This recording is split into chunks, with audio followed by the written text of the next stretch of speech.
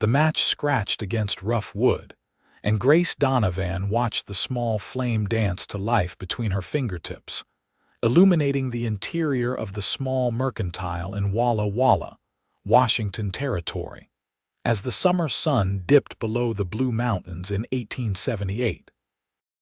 She moved methodically through the store, lighting each candle stub she had placed throughout the space earlier that day. The mercantile belonged to her late father, though it was hers now, had been for the past 3 months since consumption had taken him. At 22 years old, Grace had expected to be married by now, perhaps with a child on the way, but life in the Washington Territory had other plans.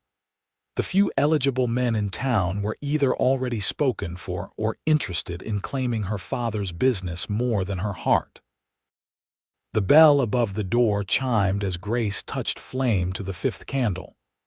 She turned, expecting Mrs. Henderson coming to collect the fabric she had ordered from Seattle, but instead found herself looking at a stranger. He was tall, lean in the way men who spent their lives in the saddle often were, with dark hair that curled slightly at his collar and eyes that seemed to hold shadows even as the candlelight reached toward them. "We are closing soon," Grace said, keeping her voice steady even as something in her chest tightened at the way he looked at her.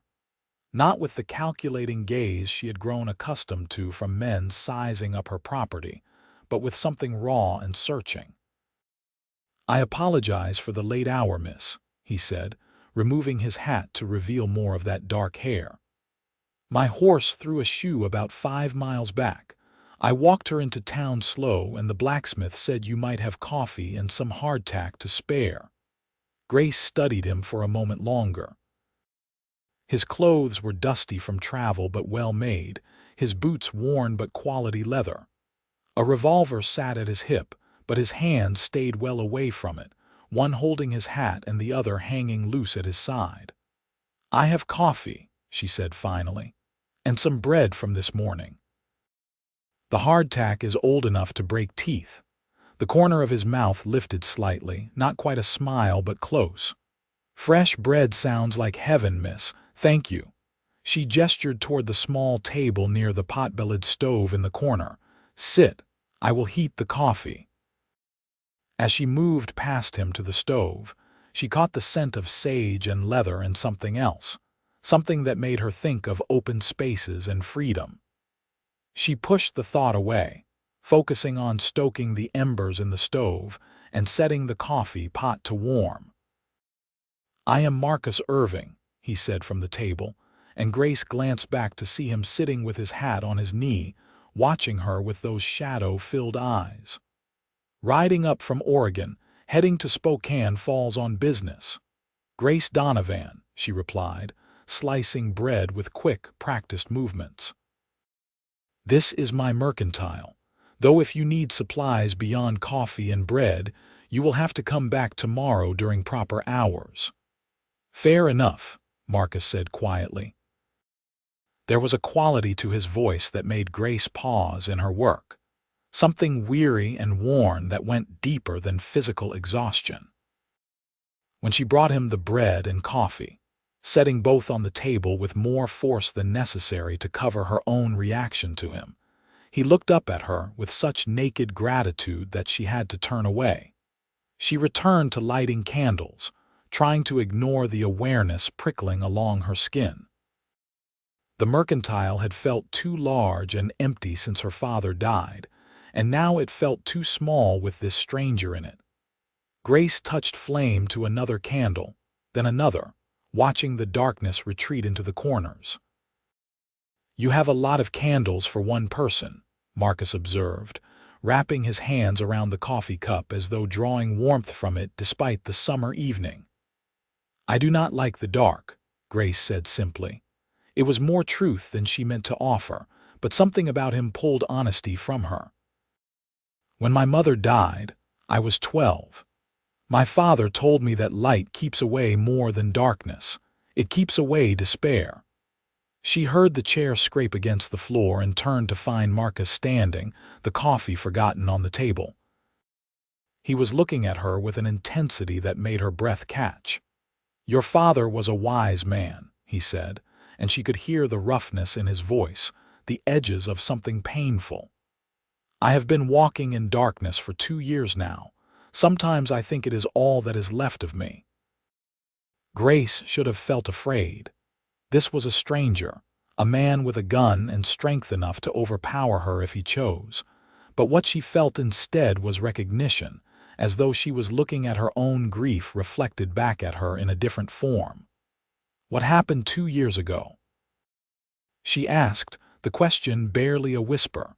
Marcus closed his eyes for a moment, and when he opened them again, the shadows seemed deeper.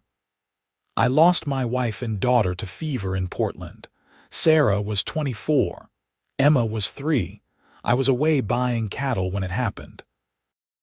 By the time I got back, they were already in the ground." The raw pain in his words hit Grace like a physical blow.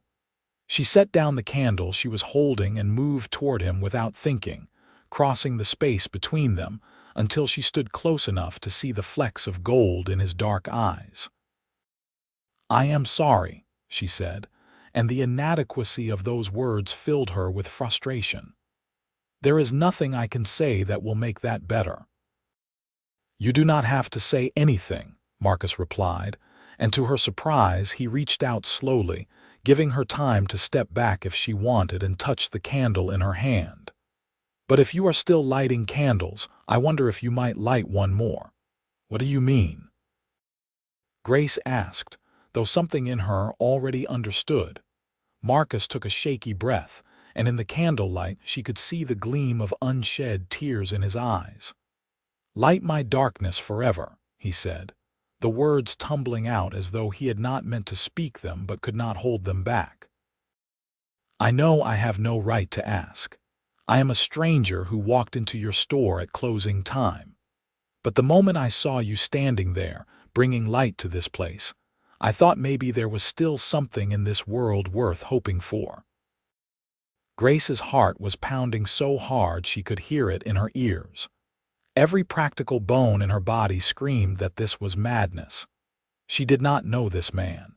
He was grieving and lost, and she was a woman alone who could not afford to make foolish choices. But there was something in his eyes, in the set of his shoulders, in the careful way he held himself as though afraid he might break, that called to everything in her that understood loneliness and loss. "Stay," she heard herself say. "Not here. I have propriety to think of, and this is a small town. But there is a boarding house 2 streets over. Mrs. Patterson keeps clean rooms and asks few questions. Stay in Walla Walla for a few days. Let me get to know who you are, and you can learn who I am, and we can see if this feeling between us is real or just 2 lonely people recognizing each other in the dark." Marcus stared at her for a long moment, and then something happened that transformed his face entirely. He smiled. It was small and rusty, as though he had not used those muscles in a long time, but it was genuine. "I would like that," he said. "I would like that very much." The next morning, Grace woke before dawn as was her habit, washing her face in the basin on her dresser and pinning her dark blonde hair into a practical bun at the nape of her neck. She lived in the 2 rooms above the mercantile, a bedroom and a small sitting area with a stove for cooking. It was more than adequate for one person, but lately the walls had felt like they were closing in on her. She dressed in a simple blue calico dress and went downstairs to prepare the mercantile for opening. As she unlocked the door and began arranging the display of canned goods near the window, she told herself that Marcus Irving would probably be gone. In the clear light of morning, he would have realized how strange his words had been, how impossible his request. He would have paid Mrs. Patterson for the room and ridden on towards Spokane Falls, and Grace would spend the rest of her life wondering about the cowboy who had asked her to light his darkness forever. But when she looked up from the canned peaches an hour later, Marcus was standing on the other side of the window, looking in at her with an expression she could not quite read. She felt her pulse jump and had to force herself to walk calmly to the door to unlock it. "Good morning," he said as he stepped inside, hat already in his hand. He looked better rested but no less serious. "I hope I am not too early." "You are my first customer," Grace replied, trying to keep her voice steady. "Did you sleep well?" "Better than I have in months," Marcus admitted. "Mrs. Patterson's beds are surprisingly comfortable, and her breakfast was excellent." He paused, turning his hat in his hands. "I have been thinking about what I said last night. If I made you uncomfortable, I apologize. I do not usually speak so freely to strangers." Grace felt something twist in her chest at the thought that he might be taking it back, might be preparing to leave after all.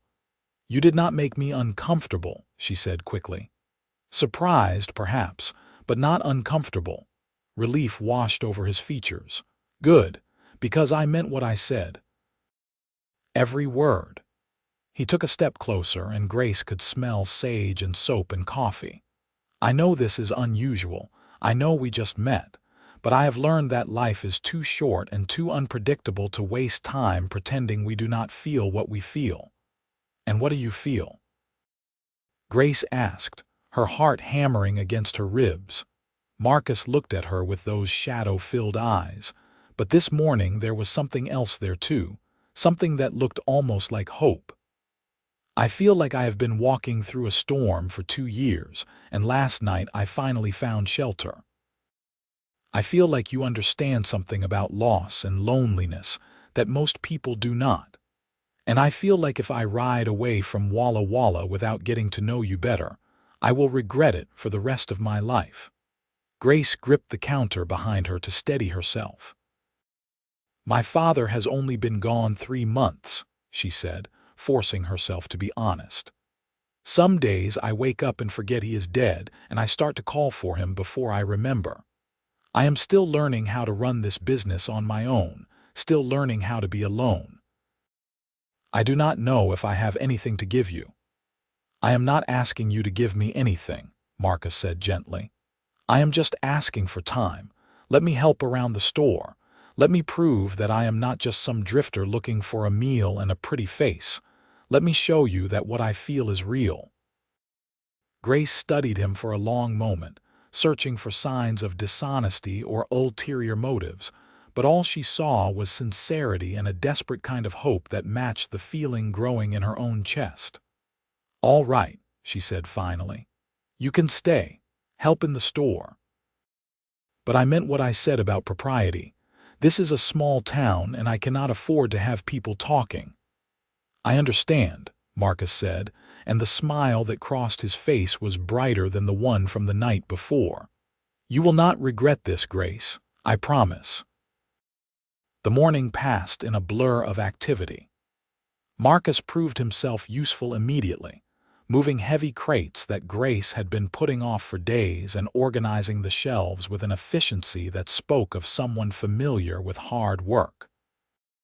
They fell into an easy rhythm, and Grace found herself stealing glances at him when she thought he was not looking, memorizing the way he moved, the sound of his voice when he spoke to customers. Mrs. Henderson came in mid-morning for her fabric, and her sharp eyes took in Marcus's presence with obvious interest. "A new employee, Grace?" she asked with the tone of someone fishing for gossip. "A temporary helper," Grace replied smoothly. "Marcus is passing through on his way to Spokane Falls and offered to assist with some of the heavier work in exchange for supplies." It was not precisely a lie, but it was not the whole truth either. Mrs. Henderson looked between them suspiciously, but could find no fault in the arrangement. After she left, Marcus caught Grace's eye, and there was understanding there, an acknowledgement of the game they would have to play to protect her reputation. At noon, Grace prepared a simple meal of bread, cheese, and apples, and they ate together at the small table where Marcus had sat the night before.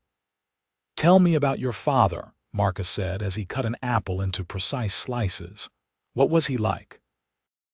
Grace felt the familiar ache in her chest but found she wanted to talk about him. "He was kind," she said slowly. "Patient. After my mother died, he could have remarried, should have perhaps, but he said he had his hands full raising me. He taught me to read and write and cipher. He taught me how to run this mercantile, how to negotiate with suppliers, how to spot a good deal. He wanted me to be able to stand on my own 2 feet no matter what happened." "He did well," Marcus said quietly. "You are one of the strongest people I have met." Grace felt heat rise to her cheeks. "You barely know me." "I know enough," Marcus replied, holding her gaze. "I know you face your grief head-on instead of running from it. I know you light candles to keep the darkness away instead of surrendering to it. I know you took a chance on a stranger because you saw something in him worth saving." He paused, setting down his knife. "You are remarkable, Grace Donovan." For a moment, Grace could not breathe. No one had ever spoken to her that way before, with such complete certainty and admiration. "Tell me about your wife," she said, needing to know, needing to understand what she was stepping into. "Sarah, what was she like?"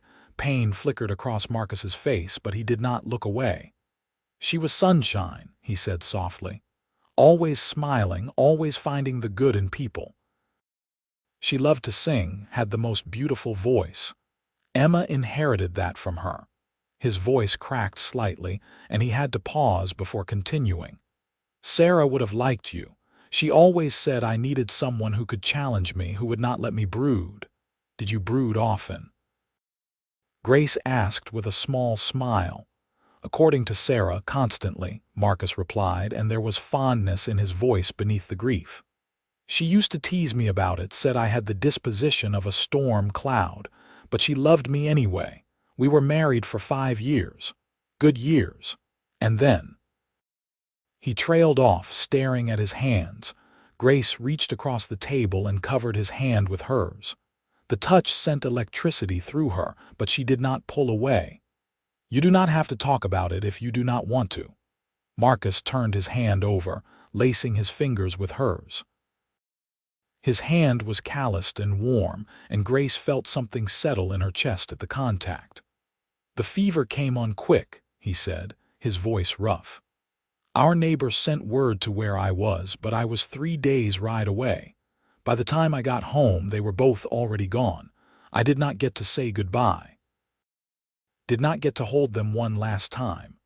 The doctor said it was merciful that they did not suffer long, but that did not make it any easier."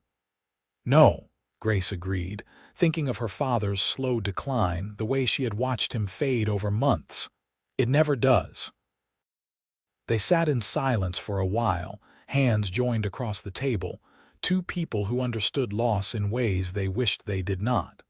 Finally, Marcus squeezed her hand gently. "I should get back to work. Those crates will not move themselves." The afternoon brought more customers, and Grace was grateful for Marcus's presence. He had a way with people, friendly without being overly familiar, and she noticed several of the women in town giving him appreciative glances. To his credit, Marcus barely seemed to notice, his attention always returning to Grace. When the day finally ended and Grace began her evening ritual of lighting candles, Marcus watched from where he was sweeping the floor. "May I help?" he asked, leaning the broom against the wall. Grace handed him a candle and matches, and they moved through the mercantile together, bringing light to every corner. It felt intimate somehow, this shared task, as though they were performing some ancient ritual together. When they met in the middle of the store, both holding lit candles, Grace found herself standing very close to him. "Thank you for today," she said softly. "For staying, for helping." "Thank you for letting me," Marcus replied, and his free hand came up to cup her cheek. The touch was gentle, questioning, giving her every opportunity to pull away. Instead, Grace leaned into it, her eyes fluttering closed for a moment at the warmth of his palm against her skin. When she opened her eyes again, Marcus was looking at her with such tenderness that it made her chest ache. "I am going to court you properly," he said, his voice low and certain. "I am going to take you to dinner and walks and whatever passes for entertainment in Walla Walla. I am going to learn everything about you, and I am going to make sure this whole town knows that my intentions are honorable."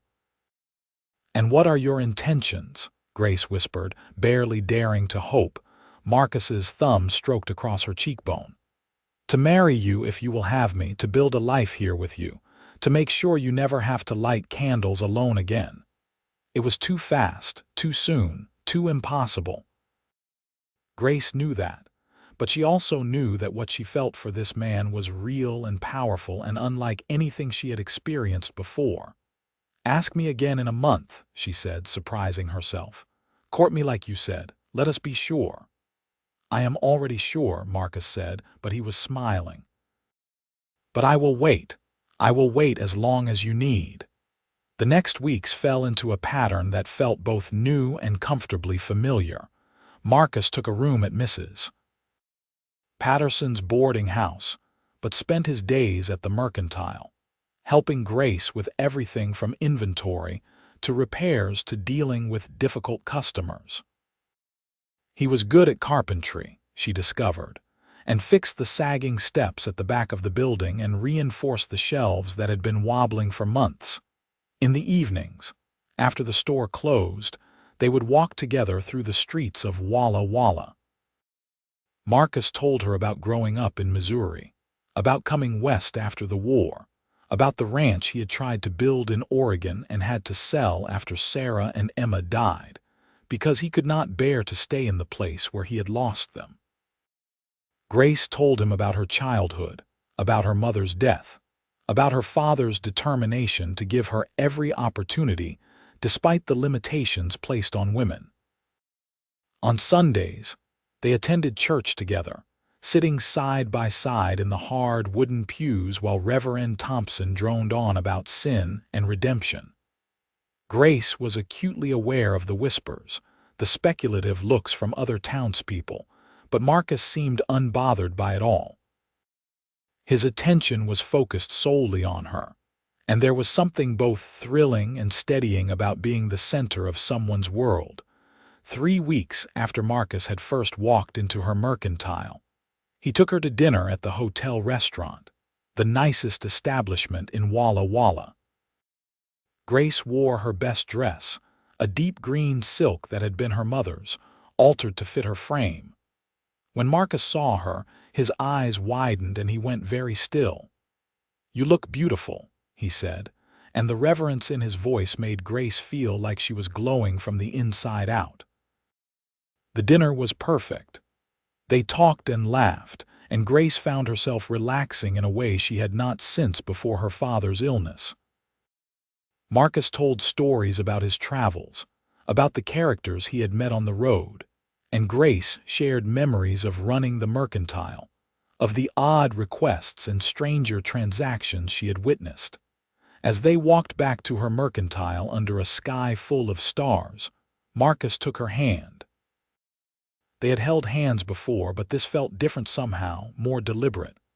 "Grace," he said, stopping in the middle of the wooden sidewalk and turning to face her. "I know it has not been a month yet, but I need you to know something." "What is it?" Grace asked, her heart beginning to race. "I love you," Marcus said simply. "I know it is fast. I know people will say I cannot possibly know my own heart so soon after losing Sarah. But I do know. I love your strength and your kindness. I love the way you light up when you talk about books. I love how you remember every customer's name and ask about their families. I love that you face the world head-on even when you are afraid. I love you, Grace Donovan, and I needed you to know that." Grace felt tears spring to her eyes, but they were not tears of sadness. "I love you too," she whispered, the words feeling both terrifying and absolutely right. "I have tried to be practical, tried to be cautious, but the truth is I have been falling in love with you since that first night when you asked me to light your darkness." Marcus pulled her close, wrapping his arms around her, and Grace buried her face in his chest, listening to the steady beat of his heart. They stood like that for a long moment, holding each other under the stars, and Grace felt something shift inside her, some locked place in her heart opening up. When they finally pulled apart, Marcus was smiling that beautiful smile that transformed his whole face. "The month is not up yet," he said. "But when it is, I am going to ask you to marry me, and I hope you will say yes." "I will," Grace said, surprising herself with her certainty. "When you ask, I will say yes." The next weeks passed in a blur of happiness. Grace had never felt this way before, like she was walking on air, like every color was brighter and every sound was music. Marcus continued to help at the mercantile, but now there was an ease between them, an understanding that they were building towards something permanent. They made plans. Marcus would sell his property in Oregon and use the money to become a partner in the mercantile. They would expand the business, maybe add a section for leather goods since Marcus had experience with saddles and tack. They would live in the rooms above the store at first, but eventually they would build a house on the edge of town, something with a big kitchen and a porch for sitting on summer evenings. On the night before the month was up, Grace was lighting candles in the mercantile when Marcus came up behind her. She had expected him, had been waiting for this moment. When she turned, he was on one knee, holding a simple gold band. "Grace Donovan," he said, his voice steady despite the emotion in his eyes. "You brought light back into my life when I thought I would live in darkness forever. Will you marry me? Will you be my wife and let me spend the rest of my days making you happy?" "Yes," Grace said, tears streaming down her face as she pulled him to his feet. "Yes, Marcus Irving, I will marry you." He slipped the ring onto her finger, and then his hands were in her hair and he was kissing her for the first time. It was gentle and fierce all at once, full of promise and passion and the kind of love that Grace had only read about in books. When they finally broke apart, both breathing hard, Marcus rested his forehead against hers. "I am going to make you so happy," he promised. "Every single day for the rest of our lives." "You already do," Grace replied and kissed him again. They were married 3 weeks later in a simple ceremony at the church, with most of Walla Walla in attendance. Grace wore white lace that she had special ordered from Seattle, and Marcus wore a new suit that made him look both handsome and slightly uncomfortable. But when he saw her walking down the aisle on the arm of Mr. Henderson, who had agreed to stand in for her father, his face lit up with such joy that Grace felt her own happiness multiply. Reverend Thompson performed the ceremony, speaking about love and commitment and the sanctity of marriage. Grace barely heard him. All her attention was on Marcus, on the way he held her hands, on the way he said his vows with complete conviction, on the way he looked at her like she was the most precious thing in the world. When the Reverend finally pronounced them husband and wife, Marcus kissed her in front of the whole congregation, and Grace heard Mrs. Henderson sigh dramatically. There was a reception at the hotel, with cake and dancing, and Grace found herself passed from partner to partner, as was traditional.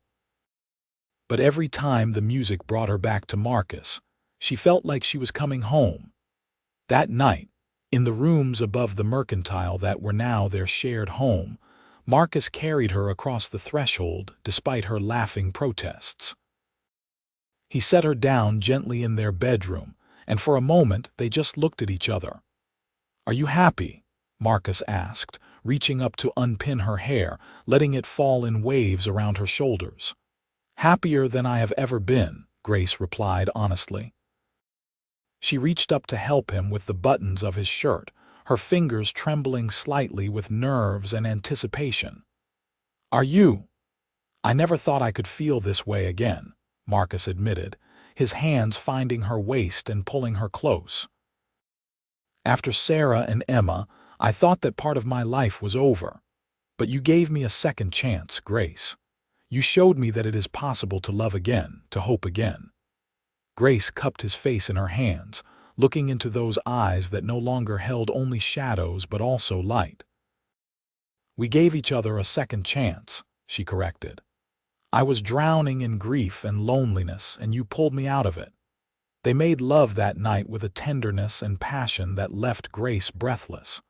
Marcus was gentle with her, patient, making sure she felt cherished and safe. Afterward, they lay tangled together in the sheets, and Grace traced patterns on his chest as he stroked her hair. "Tell me about the house you want to build," she said softly. "What will it look like?" Marcus was quiet for a moment, his hand stilling in her hair. "I want it to be full of light," he said finally. "Big windows in every room, and candles everywhere in case you need them." Grace felt her throat tighten with emotion. "Tell me more." "A big kitchen for you, because I have seen the way you look at recipes in the newspaper. A library for all the books I plan to buy you. A workshop for me where I can do carpentry and leatherwork. And bedrooms," he paused, his hand resuming its gentle stroking. "Several bedrooms for the children I hope we will have." "How many children?" Grace asked, her heart beating faster at the thought. "As many as you are willing to give me," Marcus replied, pressing a kiss to her forehead. "I lost Emma, and I will carry that grief with me always. But I want to be a father again, Grace. I want to build a family with you." "I want that too," Grace whispered. She thought about telling him that she was already fairly certain she was with child, that her monthly courses were late, and she had been feeling queasy in the mornings, but she decided to wait until she was sure. Instead, she tilted her head up and kissed him, pouring all her love and hope into it. The months that followed their wedding were some of the happiest of Grace's life. True to his word, Marcus sold his property in Oregon, and they used the money to expand the mercantile. They added a section for leather goods and saddles, which quickly became popular with the ranchers and cowboys passing through town. The business thrived under their joint management, with Grace handling the books and customer relations, while Marcus managed inventory and repairs. In December, Grace gave birth to their first child, a son they named Michael. The labor was long and difficult, and there were moments when Grace thought she might not survive it, but Marcus stayed by her side the whole time, holding her hand and whispering encouragement. When the midwife finally placed the squalling baby in her arms, Grace looked down at his red, wrinkled face and felt a love so fierce it almost frightened her. Marcus wept when he held his son for the first time, tears streaming down his face as he carefully cradled the tiny body. "He is perfect," he whispered, looking at Grace with wonder. "You are amazing. Thank you for giving me this gift." Being parents changed them both. The sleepless nights and constant demands of a newborn were exhausting, but they faced it together, taking turns walking the floor with Michael when he was fussy, sharing the burden and the joy equally. Grace watched Marcus with their son and saw the way fatherhood healed something in him, filling a void that had been empty since he lost Emma.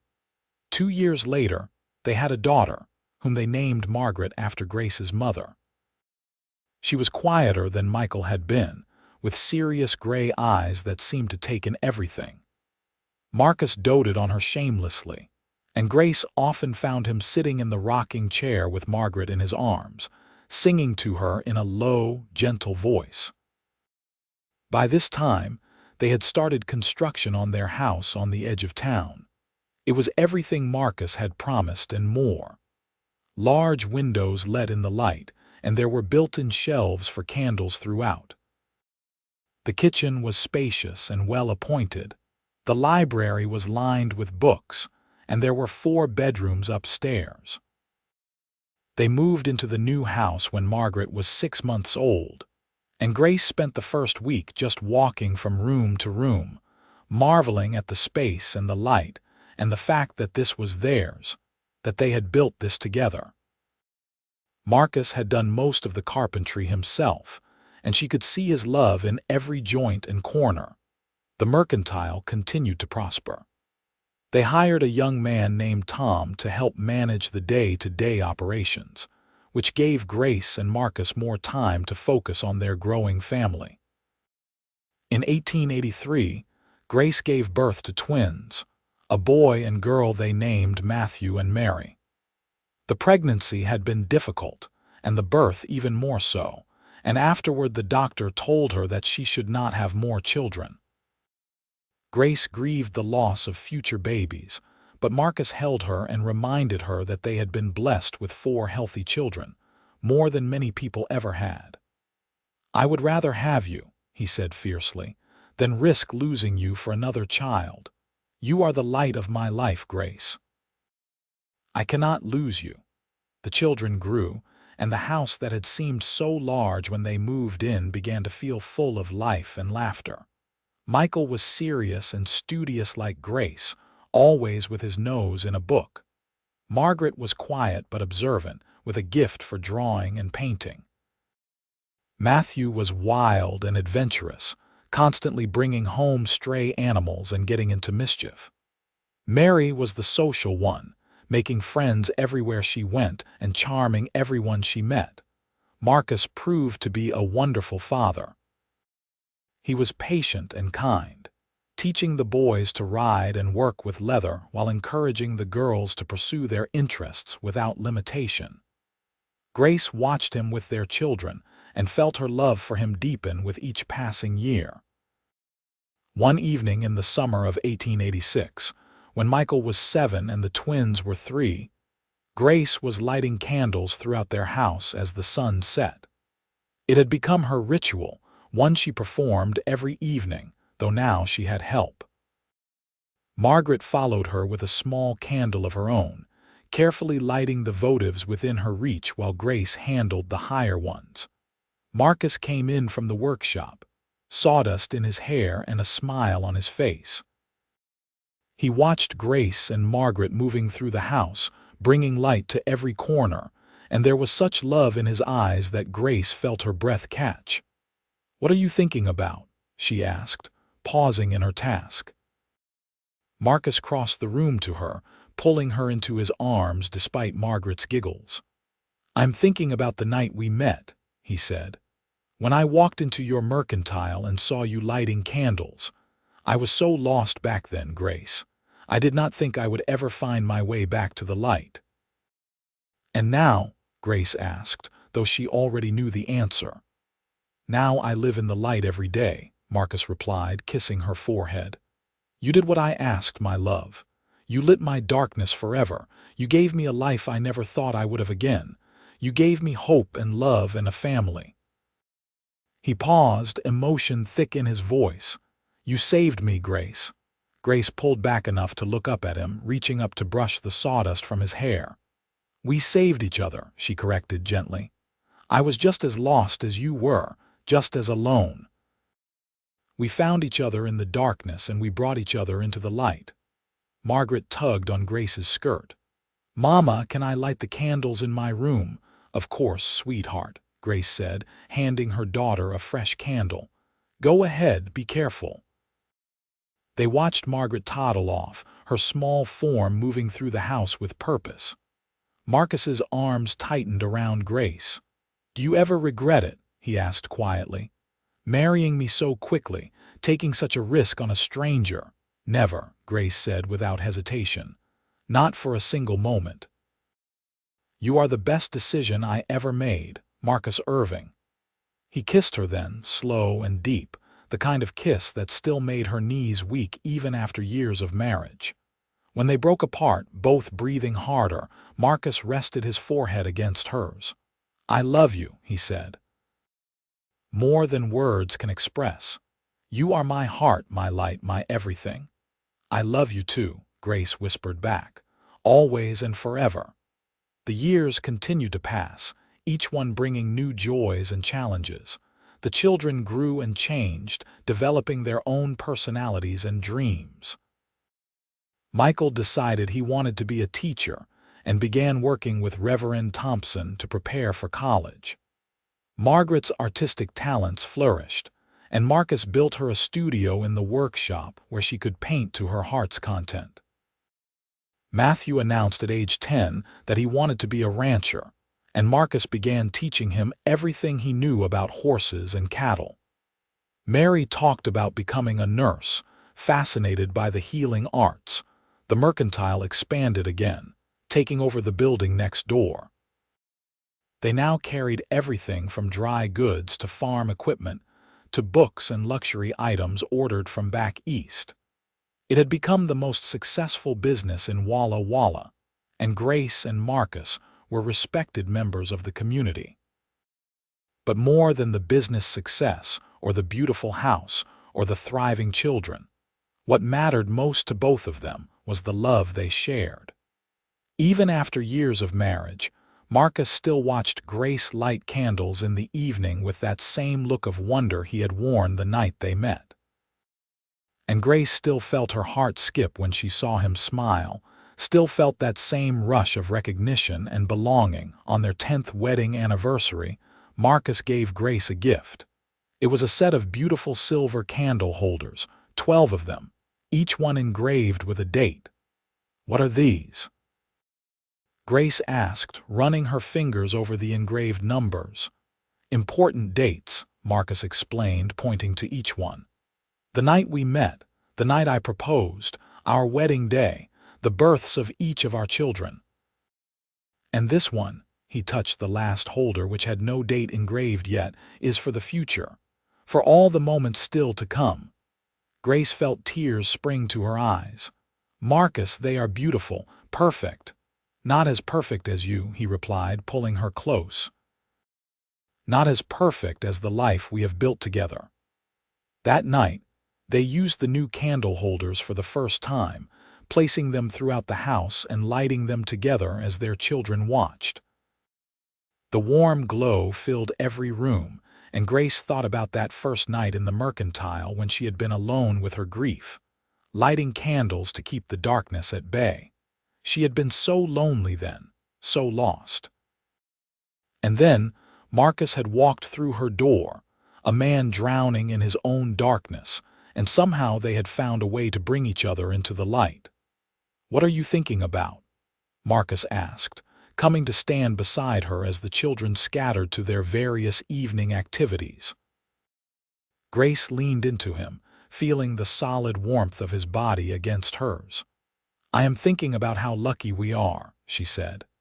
"How easily we could have missed each other, if your horse had not thrown that shoe, if you had ridden through Walla Walla without stopping, if I had closed the mercantile 5 minutes earlier." "I do not believe in luck," Marcus replied, wrapping his arms around her waist. "I believe in fate. I believe we were meant to find each other, Grace. We were meant to light each other's darkness. You still feel the darkness sometimes?" Grace asked quietly. "When you think about Sarah and Emma." Marcus was silent for a moment, and Grace could feel the rise and fall of his chest against her back. "Sometimes," he admitted. "The grief never completely goes away. I will always love them, will always carry the pain of losing them. But it does not consume me anymore. The darkness is not all-encompassing like it once was. You gave me light to balance it, love to soften the sharp edges of loss." Grace turned in his arms, looking up at him. In the candlelight, she could see the faint lines around his eyes, the gray just beginning to show at his temples. They were both older now, marked by the passage of time and the experiences they had shared. But when she looked at him, she still saw the man who had walked into her mercantile 8 years ago and asked her to light his darkness forever. "I am so grateful you found me," she whispered. "So grateful you stayed." "There was never any question of leaving," Marcus replied, cupping her face in his hands. "From that first moment you were it for me. You were the light at the end of a very long, dark tunnel. I would have been a fool to walk away from that." They stood there in the candlelight, holding each other, and Grace felt a profound sense of contentment wash over her. This was what happiness looked like. Not perfection, not the absence of pain or struggle, but this. A home full of light and love, children growing healthy and strong, and a partner who chose her every single day. The children began to drift back toward them, drawn by some instinct toward the warmth and light their parents created together. Michael came first, carrying a book as always, followed by Margaret with paint still on her fingers. Matthew ran in from outside, covered in dirt from some adventure, and Mary skipped in humming a tune she had learned at school. They gathered around Grace and Marcus, and without speaking, they all moved through the house together, checking the candles, adjusting wicks, adding new ones where needed. It had become a family ritual, this evening lighting, a way of marking the transition from day to night, from work to rest, from the demands of the outside world to the sanctuary of home. When every candle was lit and the house glowed with soft, warm light, they gathered in the parlor. Marcus sat in his favorite chair with Mary on his lap, while Grace settled on the settee with Matthew leaning against her side. Michael and Margaret sprawled on the rug, their earlier rivalry forgotten in the contentment of the evening. "Tell us a story, Papa," Mary demanded, as she often did at this time of night. Marcus looked at Grace, and she saw the question in his eyes. They had never told the children the full story of how they met, had kept the details vague and general. But maybe now, with the children old enough to understand, it was time. Grace nodded, and Marcus began to speak. "Once upon a time," he said, his voice taking on the cadence of a storyteller, "there was a cowboy who had lost his way. He had loved and lost, and he thought the darkness would swallow him whole. He wandered for 2 years, going from place to place, never staying anywhere long because nowhere felt like home." "Was he sad?" Mary asked, her small face scrunched with concern. "Very sad," Marcus confirmed. "So sad that he forgot what it felt like to smile. But one summer evening, his horse threw a shoe near a small town in Washington Territory, and he had to walk into town to find a blacksmith." "This town?" Michael asked, looking around as though seeing it for the first time. "This very town," Grace said, picking up the story. "And at the same time, there was a woman who ran a mercantile. She had also lost people she loved, and every evening she would light candles throughout her store because she did not want to be alone in the dark." "That was you, Mama," Margaret said with certainty. "And the cowboy was Papa." "Yes," Grace confirmed. "The cowboy walked into the mercantile just as the woman was lighting candles for the evening. And when he saw her bringing light to the darkness, something in his heart that had been frozen began to thaw." Marcus continued the story, telling their children about that first meeting, about how he had asked Grace to light his darkness forever. The children listened with rapt attention, and Grace felt Marcus's hand find hers and squeeze. "That is the most romantic thing I have ever heard," Mary sighed when the story was finished. "You loved each other right away." "Not right away," Grace corrected gently. "Love at first sight is a nice idea, but real love takes time. What we had was recognition. We saw in each other someone who understood loss and loneliness. We saw someone who was still fighting to find light in the darkness, and we decided to fight together instead of alone." "And you are still in love?" Matthew asked, with the directness of a child. "More than ever," Marcus said, looking at Grace with such tenderness that she felt her eyes begin to well up. "Every day I love your mother more than the day before. She is the best person I have ever known, and I thank God every single day that my horse threw that shoe and brought me to Walla Walla." The children seemed satisfied with this answer, and the conversation drifted to other topics. Eventually, it was time for bed, and Grace and Marcus went through the familiar routine of getting 4 children washed, dressed in night clothes, and tucked into their respective beds. When the last child was finally asleep and the house had grown quiet, Grace and Marcus returned to their own bedroom. It was a beautiful room with large windows that looked out over the town and the mountains beyond. Candles flickered on every surface, casting dancing shadows on the walls. Marcus began helping Grace out of her dress, his fingers deft on the buttons he had unbuttoned hundreds of times before. "Do you think we did the right thing?" he asked, telling them the full story. "Yes," Grace said without hesitation.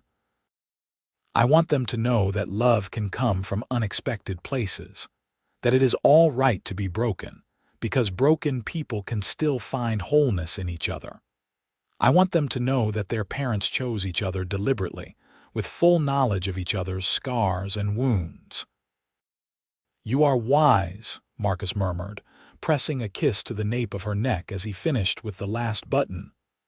"I am practical," Grace corrected, turning to face him. "But I learned from you that there is room in life for both practicality and romance. You taught me that it is possible to be cautious and still take leaps of faith." They made love that night with the familiarity of long practice, but also with renewed passion, as though telling their story had reminded them of those early days when everything was new and urgent. Afterward, they lay tangled together and Grace traced the scar on Marcus's shoulder from a long-ago injury. "You ever think about what would have happened if we had not met?" she asked softly. Marcus was quiet for a moment, his hand stroking up and down her spine. "Sometimes," he admitted. "I think I would have kept drifting. Maybe I would have drunk myself to death in some saloon or taken a job that got me killed. I do not think I would have survived much longer without something to live for." "That is a terrible thought," Grace said, pressing closer to him. "But it is the truth," Marcus replied. "Before you, I was not really living. I was just existing, going through the motions. You gave me a reason to live again, Grace. You gave me purpose and joy and a future worth fighting for." "You did the same for me," Grace whispered. "I was so lonely after my father died. I thought I would spend the rest of my life alone, running that mercantile by myself, lighting candles by myself, dying by myself. You showed me that there was another way, that I could share my life with someone, build something beautiful together."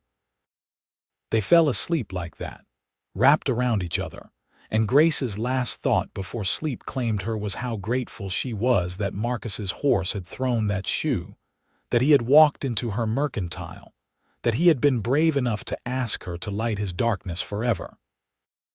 The years continued to pass, each one adding more layers to the life they had built together. Michael graduated from the Territorial University and became a teacher, just as he had dreamed. He married a sweet girl named Elizabeth, and they gave Grace and Marcus their first grandchild, a boy named James. Margaret's paintings began to sell, first locally and then in Seattle and Portland. She had a showing in San Francisco when she was 24, and Marcus and Grace made the trip to attend. Standing in that gallery, watching well-dressed people admire their daughter's work, Grace felt a swell of pride so intense it almost brought her to her knees. Matthew did indeed become a rancher, buying land south of Walla Walla and building it into one of the most successful cattle operations in the territory. He married a rancher's daughter named Catherine, and they had 5 children in quick succession, all of them as wild and energetic as their father. Mary became a nurse, training in Seattle before returning to Walla Walla to work with the town's doctor. She married later than her siblings, at 28, to a lawyer named Robert who had moved to town to open a practice. They had 3 children, and Mary balanced her nursing work with motherhood with the same grace and efficiency she brought to everything. Grace and Marcus watched their children grow and scatter and build their own lives, and they felt the bittersweet pride of parents whose job is done. The house that had once rung with childish laughter grew quiet, but it was not an empty quiet. It was the quiet of contentment, of 2 people who still enjoyed each other's company after decades of marriage. They were both in their 50s now. moving a bit slower than they once had but still active and engaged with life. The mercantile was now run mostly by Tom, who had proven himself invaluable over the years. Grace and Marcus still went in regularly, but they no longer carried the weight of day-to-day operations. On a cool evening in October of 1898, 20 years after they had first met, Grace was lighting candles throughout their house as the sun set. It had been her ritual for so long that she could do it without thinking, her body moving through the familiar motions while her mind wandered.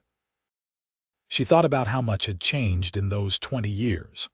Walla Walla had grown from a small frontier town to a thriving community. The railroad had come through, bringing more people and commerce. The territory had become a state. The world was changing, moving faster, growing more complex. But some things remained constant. Every evening, Grace still lit candles. Every evening, Marcus still watched her with love in his eyes. Every evening, they came together in their home and counted their blessings. "Grace," Marcus said from the doorway, and something in his voice made her turn quickly. He was holding a letter and there were tears on his face. Grace's heart seized with fear. "What is it? Is one of the children hurt?" "No," Marcus said, his voice thick. "No, everyone is fine." "This is," he paused, seeming to struggle for words. "This is from my brother-in-law, Sarah's brother Thomas." Grace went to him immediately, taking his hand. Marcus had not had contact with Sarah's family since her death. They had blamed him for not being there, for being away when the fever struck, and the last time he had seen them was at the funeral. "What does he say?" "He apologizes," Marcus said wonderingly. "After all these years, he apologizes. He says he was wrong to blame me, that grief made him cruel. He says he has children now, and he understands that sometimes life takes us away from our families when we do not want to go. He says he is sorry for cutting me off, and he wants to rebuild our relationship if I am willing." Grace wrapped her arms around her husband, feeling him shake with emotion. "What do you want to do?" she asked softly. Marcus pulled back, looking down at her with red-rimmed eyes. "I want to forgive him," he said. "I want to write back and tell him that I understand, that I harbor no ill will. I want to tell him about you and our children and the life I have built here. I want him to know that while I will always love Sarah and Emma, I did not let their deaths destroy me. I found a way to live again." "Then that is what you should do," Grace said firmly. "Write to him tonight. Rebuild that bridge. Life is too short to hold onto old hurts." They sat together at the desk in the library, and Grace watched as Marcus carefully crafted his response. His handwriting was not as neat as hers, but the words he wrote were heartfelt and honest. He told Thomas about meeting Grace, about their children and grandchildren, about the business they had built, and the life they shared.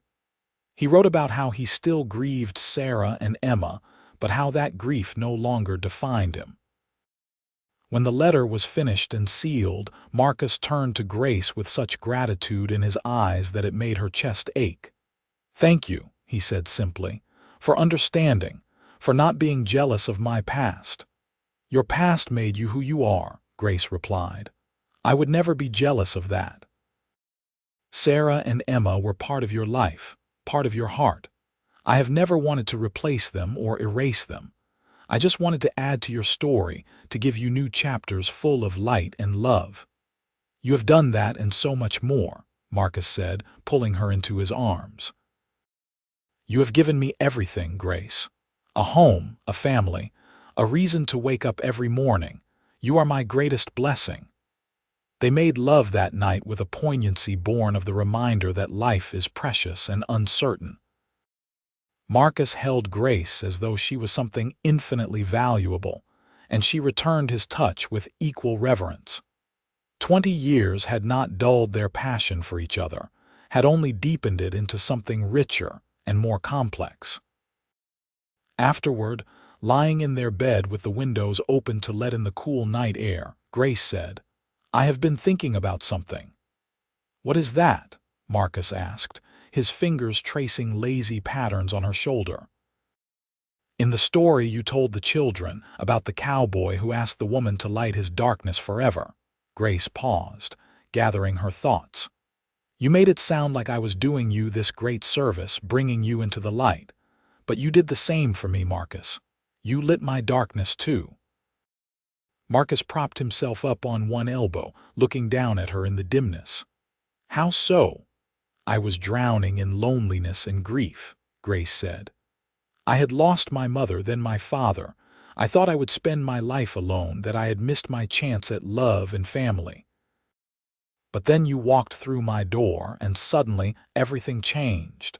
You showed me that it is never too late for a new beginning. You gave me children and grandchildren. You gave me partnership and passion. You lit my darkness just as much as I lit yours." "We lit each other's darkness," Marcus said softly. "We met in that place where grief and hope intersect, and we chose hope together. We chose light together." "Yes," Grace agreed. "We chose each other, and that has made all the difference." They fell asleep, holding hands, as they had done every night for 20 years. And when Grace woke in the morning to find Marcus already up and bringing her coffee in bed, she thought once again how lucky they were to have found each other. The reconciliation with Thomas brought unexpected joy to their lives. He and his family came to visit the following summer, and it was strange but wonderful for Grace to meet Sarah's brother, to see the resemblance in his features, to hear him tell stories about Sarah as a young girl. Thomas's wife, Helen, was warm and kind, and their 3 children got along well with Grace and Marcus's grandchildren. On the last night of their visit, Thomas pulled Marcus aside for a private conversation. Grace watched from the window as the 2 men talked, saw the way they embraced, saw the tears on both their faces. When Marcus came back inside, he looked lighter somehow, as though a burden he had been carrying for decades had finally been lifted. "He told me that Sarah would be happy I found you," Marcus said, pulling Grace close. "He said she always worried that I would be alone if anything happened to her, that she made him promise to look after me. He said he failed her in that, but he is glad I found someone to love me the way she did." Grace felt her own eyes fill with tears. "I am glad he said that. I am glad he sees what we have." "What we have is everything," Marcus said simply. "You are everything, Grace." As the years moved into the new century, Grace and Marcus settled into the gentle rhythm of older age. They took walks together every morning, moving slower but still covering ground. They spent afternoons in the library, reading aloud to each other as they had done for years. They visited their children and grandchildren regularly, marveling at how the family they had created together continued to grow and flourish. On their 30th wedding anniversary, their children threw them a party at the hotel. The ballroom was decorated with candles, hundreds of them, creating a warm glow that made Grace's heart swell with emotion. All 4 of their children were there with their families, along with friends and neighbors from throughout Walla Walla. During the evening, Michael stood up to give a toast. "I want to thank my parents," he said, his voice carrying through the room, "for showing all of us what real love looks like. They met in the darkness and brought each other into the light. They built a family on a foundation of respect and partnership and unwavering devotion. They have taught us that love is a choice you make every day, not just a feeling you have. They have shown us that even when life breaks your heart, you can find the courage to love again." To Grace and Marcus Irving, the finest parents and the best example of marriage anyone could ask for. The room erupted in applause, and Grace felt Marcus's hand find hers under the table. She turned to look at him and saw that his eyes were wet with tears. "I love you," she mouthed, and he smiled that beautiful smile that still made her heart skip even after 3 decades. "I love you too," he mouthed back. "Forever." The party lasted late into the night, but eventually the guests departed and Grace and Marcus made their way home. It was a clear night and the stars were brilliant overhead. They walked slowly, arms linked, savoring the quiet after the noise and celebration. When they reached their house, Grace paused on the porch, looking at the warm glow of candlelight visible through the windows. Their children had gone ahead and lit candles throughout the house as a surprise, and the sight of it filled Grace with such overwhelming love that she had to stop and catch her breath. "Are you all right?" Marcus asked, concerned. "I am perfect," Grace said, and she meant it. "I am standing here with the man I love, looking at our beautiful home, surrounded by the evidence of the life we have built together. How could I be anything but perfect?" Marcus pulled her close, pressing a kiss to her temple. "You have always had a gift for finding light in darkness," he said. "For seeing the beauty in ordinary moments. It is one of the 1,000 reasons I love you." They went inside together, moving through the candlelit rooms, and Grace thought about that night 30 years ago when she had been lighting candles alone in the mercantile. She had been so sad then, so lost. If someone had told her that a cowboy would walk through her door and change her entire life, she would not have believed it, but it had happened. Marcus had walked into her life and stayed, and together they had created something beautiful. They had lit each other's darkness and built a life full of light and love and laughter. Grace and Marcus lived many more years together, growing old side by side, their love deepening with each passing season. They saw their grandchildren grow and marry and have children of their own, making them great-grandparents multiple times over. The family they had started together spread like the roots of a great tree, touching more and more lives. In 1915, when Grace was 60 and Marcus was 62, they sat together on their porch on a warm summer evening, watching the sun set over the mountains. Their hair was white now, their movements slow, but their love was as strong as ever. "Do you remember," Grace said, taking Marcus's hand, "the night you walked into my mercantile and asked me to light your darkness forever?" "I remember every moment of that night," Marcus replied, his thumb stroking over her knuckles. "I remember how beautiful you looked in the candlelight. I remember thinking that I had stumbled onto something precious, something worth fighting for." "I am so glad you stayed," Grace said softly. "So glad you took a chance on me." "You took a chance on me too," Marcus reminded her. "You could have sent me away. You could have protected yourself, played it safe. But you did not. You opened your heart to a broken stranger and you gave me a reason to live again." They sat in comfortable silence for a while, watching the sky turn from gold to pink to purple. Finally, Marcus said, "Grace, there is something I need to tell you." The seriousness in his tone made Grace turn to look at him. "What is it?" "I have been to see the doctor," Marcus said carefully. "My heart is not strong. He says I probably have a year, maybe less." Grace felt the world tilt beneath her. "No," she whispered. "No, Marcus, we have more time. We have to have more time." "I am sorry, my love," Marcus said, and she could hear the tears in his voice. "I wish I could give you forever, but this old body is finally wearing out." Grace felt panic rise in her chest, felt the old familiar darkness begin to creep in at the edges. But then Marcus pulled her close, wrapping his arms around her the way he had done thousands of times over the years, and she remembered. She remembered that they had faced everything together. They had weathered loss and grief and fear, and they had always found their way back to the light. "Then we make the most of the time we have," she said fiercely. "We do not waste a single moment. We love each other with everything we have until the very end." "That is exactly what I plan to do," Marcus said, pressing his forehead to hers. "I am not afraid to die, Grace. I have had a good life, a full life. I have been blessed beyond measure. My only regret is leaving you.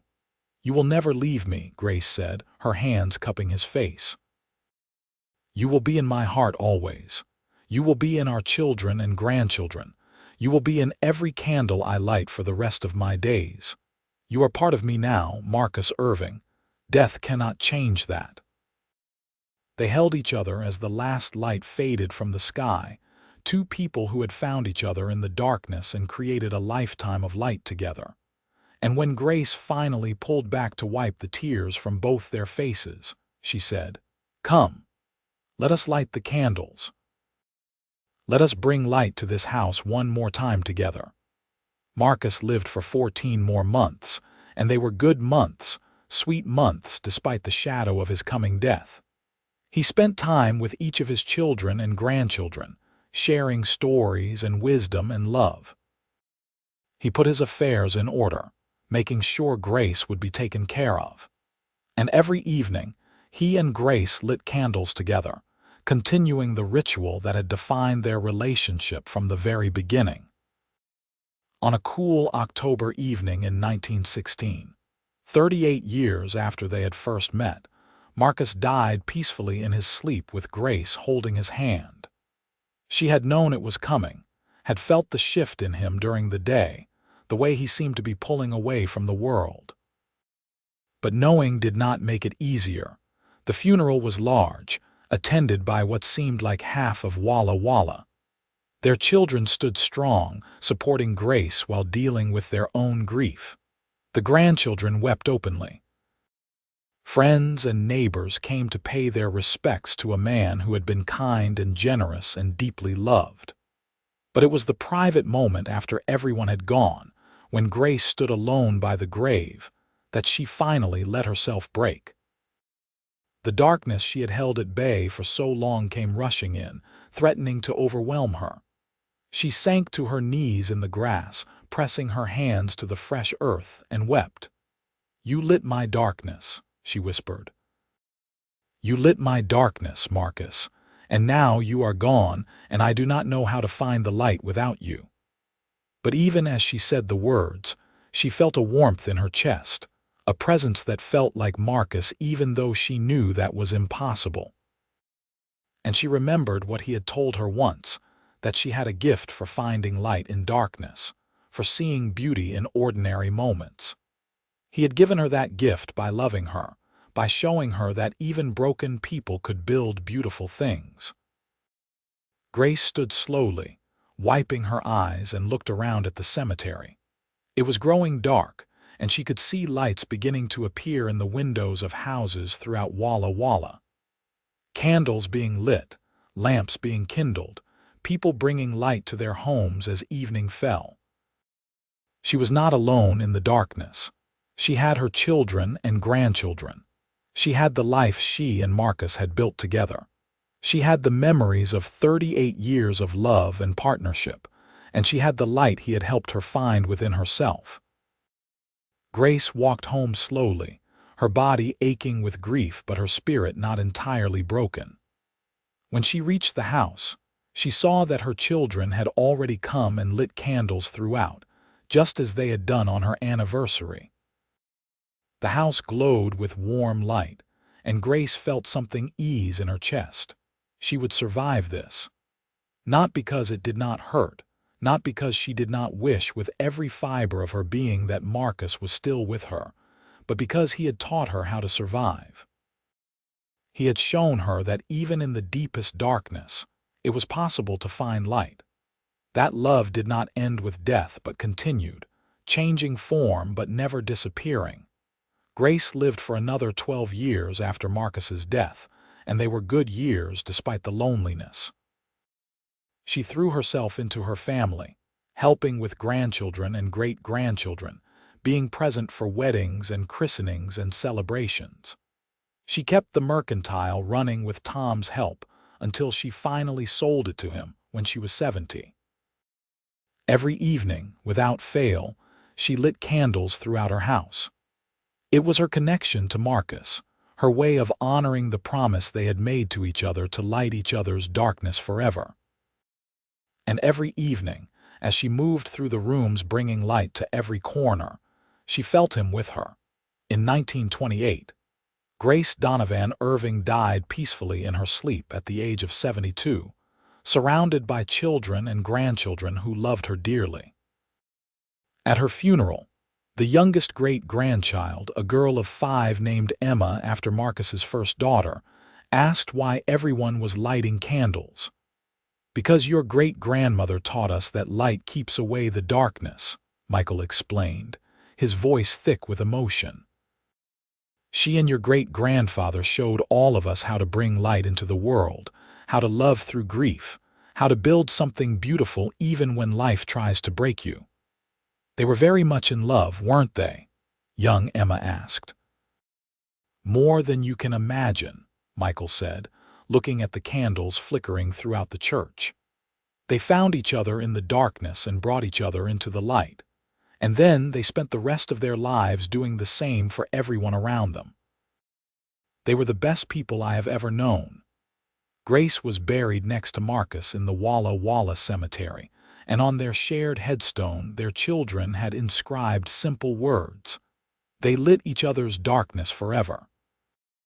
And every year on the anniversary of their first meeting, their descendants gathered at the cemetery to light candles and tell the story of how a lonely woman lighting candles in a mercantile met a broken cowboy who asked her to light his darkness forever, and how together they created a legacy of love and light that would continue for generations to come.